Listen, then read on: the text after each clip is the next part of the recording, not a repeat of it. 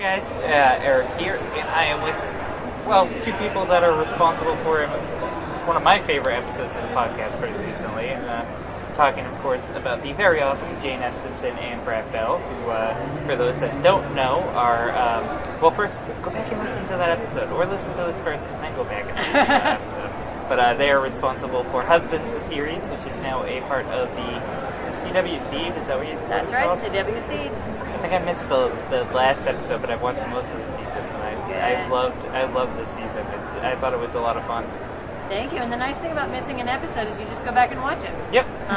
It's always sitting there at cwseed.com. Yeah, I used to. There was this old-fashioned way where they would show it, and you just had to be there. And then they came out with the technology where it would capture it for you, but there were these long things that had nothing to do with the episode called commercials, and you had to fast forward through them. It was really annoying. That VCR thing. Yeah, and then there was a DVR thing, but even that didn't really solve the problem. So to start off with, what was the process behind this season? Because it obviously feels, especially towards the end with the cleaning stuff, a little more, I don't want to say full-on sitcom-y, but it does feel very sitcom-y at moments. Was it much more? Sure. Yeah, I mean, that episode was an intentional homage or love letter to sitcoms, classic sitcoms that we love. And I think that we've found the voice of the show more. I think that it is the most, like the show we set out to create originally, which is a newlywed sitcom. I like that we do a mix of episodes. Some have a lot of physical comedy, some are more cerebral, but they always have a point. They're always saying something deeper than just, here's a pile of stuff. And it's funny you use the word sitcom-y, because I've been in sitcom rooms where we will purposely we can't do that, it's too sitcom-y. And so one day one of the people in the room said, do you think people are sitting around at dramas going, we can't do that, it's too dramatic? No, and there's nothing wrong with being sitcom-y. It means funny. I mean, what I love about the season is just how real the characters feel, and just how real you guys come off as portraying the characters. And I mean, I can remember, and I think we talked about this on the episode, about how at first Cheeks, especially in that first season, Cheeks was definitely not my favorite character, but I mean, especially now, it's just every other moment that Cheeks is on screen, it's just he's just that kind of character that you just want to either hang out with or just give a hug to, because he just seems like the coolest guy on the planet. Oh, thanks. Yeah, it's well, you said something initially, and then you started talking about how great I was, and well, no, it was just because especially in those first 2 or 3 minute pieces, you just felt very Paris Hilton Yes, so. Yes, and that is the goal, I think, is to sort of create a world that feels very much like a sitcom and familiar, and in the negative sense of these are one-dimensional characters that are going to say funny things and flap about, and it's never going to be about anything real, and the dimensions aren't going to go very deep. And then we subvert that, and these characters are not exactly who you think they are, and they do become human. And even though it is a sitcom, like Jane was saying, that doesn't make it a bad word, and that doesn't mean that it's not something real, that it can't be human and emotional at the same time. And I think that's a real skill that Brad had, is that exact thing of underestimate humility. That you start out sort of going oh, this character's paper. Oh my God, this character's not paper thin. This character's as deep as well. And I think that the Cheeks character is so fully fleshed out and so interesting that almost in every scene you come in and go oh, look at the funny thing he's doing. Oh my God, there's a point behind it. And I love that about Brad and Cheeks. Just the opening 3-parter, technically episode in itself, and the whole bringing up the question, the most realistic questions possible of should we be married, and how do we deal with this after learning stuff we had no idea about each other. It really did all feel human and realistic. So it was very cool to kind of see that explored, and it feels season 2 was awesome, but season 3 just feels a much more natural and evolving. Yeah, we definitely approached it from the sense of wanting more human. We wanted to explore the more human aspects of the relationship. Whereas the story before that was more satirical. It was more an exploration of the way, the mores of society and gay men and pop culture and expectation. And the next one I do over was much more human, much more. Now that we're finding out these things about each other, what do we do?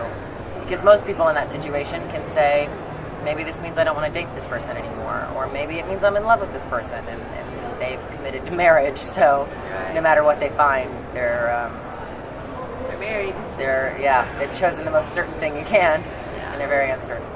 I love it. I think good shows tend to go from being about the situation to being about the characters, and our show has made that transition. Yeah. That now you care about Cheeks and Brady, and you want to see what those characters will do in any situation. I mean, really, I feel like our stories can go anywhere. That's fascinating. It's actually much like Hitchcock in that way, in that like Lifeboat. What's the situation? They're stuck in a lifeboat. Got it. Now what? The whole movie is about what you do in that situation. And Cheeks and Brady are stuck in a lifeboat. The SS they're Marriage. stuck in a lifeboat, and we see all the different ways that can play out. Yeah. How was it working with Amy Acker this season? Because it So seemed like great. she was playing so against type that it wasn't even funny. Yes, and it was funny. She's fantastic. She was so great to work with. Not just great on the screen, but just someone you want to be around. She's a doll, yeah. Yeah, and she got it and was like there to play, like totally committed. Have a to do really good anything. time. Yeah, Super sweet. yeah. And it's funny because she is the older sister of somebody that I went to high school with. And I remember when I was in junior high, I think. I was in junior high, and she was on Angel. And I told her brother, I said, that's so cool, she's on a show, blah, blah, blah. And I was like, I'm going to do that one day. And one day, I'm going to put your sister in something. I think it was like a movie, I thought I would make a scary movie, and I'll put your sister in it. But I remember thinking, like, I'm going to hire her. I'm going to go out there and do that, and she'll just be one of many in my roster. And I did it. So it was kind of surreal working with her in that way. It was like, here I am. I made it. And to end with is obviously I'm holding the husband's graphic novel, which is really good. And I was kind of curious because I know I was talking to Scott Alley yesterday, and I was just curious if there are more plans to follow up, like, via another graphic novel anytime soon. What did he say? Well, no, I mean, I didn't. He's the one I that asked him. I asked him about like working with you guys. Oh, okay. Whatever he said then, it's not true. We would love to make more. We're busy making the show right now, but we would love to go back to explore something, because there are a lot of worlds. There are a lot of stories in that book that are in different worlds. Like now they're in sort of the world of Archie, or they're superheroes, or they're Sherlock Holmes, and there are like. I want to see them in Jane Austen. I want to see, there are a lot of other worlds that we haven't even touched on yet. I want to see a Finding Nemo version where they're fish. We haven't done that. Fish?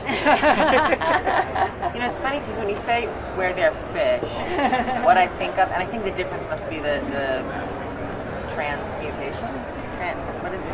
Anthropomorphism. Yeah, that one. Yeah. Of The Sword in the Stone when Merlin turns him into fish. Yep. That's what I think of. That's what it would look like in my head. Cute. Yeah. And to end with, in just a joking manner, and this will date when I had you guys on the show, but Brad, you're lucky we didn't place money on the world ending. Oh, well, yeah. It was 2012 for a whole year and nothing happened. Yep.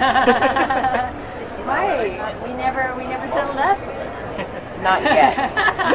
Not yet. But I think it's a fake out. It's a universal fake out, and so it's going to take a lot longer. It's that moment where you go, and then something scary really happens. But because it's the universe, it'll happen eventually. You watch. Oh yeah, is it like 500 million years? The Earth will end, and I hope that you are here to see it. Oh, I hope you are here to see it too. I hope you burn up in a fireball at the end of the world. Oh, well, if I do, I hope that I just wouldn't want to do it with anyone else. It's great to finally meet you guys in person. You too. Thank you. Thank you.